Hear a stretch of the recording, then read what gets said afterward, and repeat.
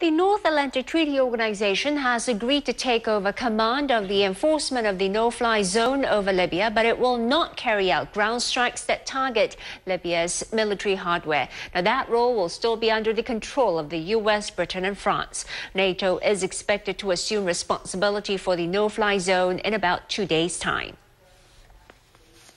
NATO allies have now decided to enforce the no-fly zone over Libya. We are taking action as part of the broad international effort to protect civilians against the attacks by the Gaddafi regime.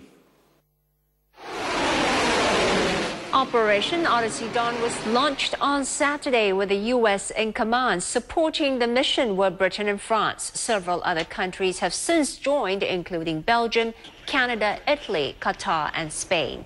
Reports say Washington wants NATO to take over the role to avoid getting bogged down in another Middle Eastern country like Iraq and Afghanistan. However, differences within NATO over the military action have delayed agreement.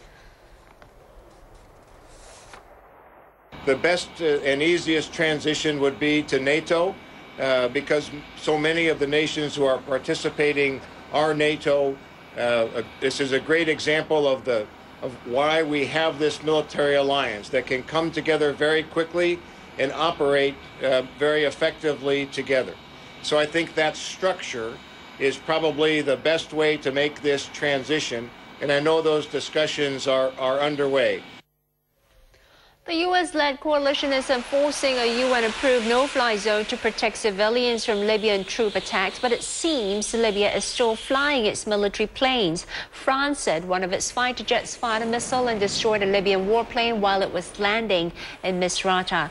The United Nations has accused Libya of not complying with the UN's no-fly and ceasefire orders, but the Libyan government insists it is holding fire.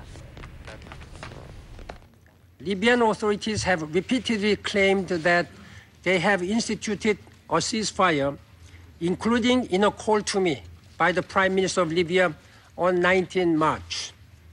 We see no evidence that is the case.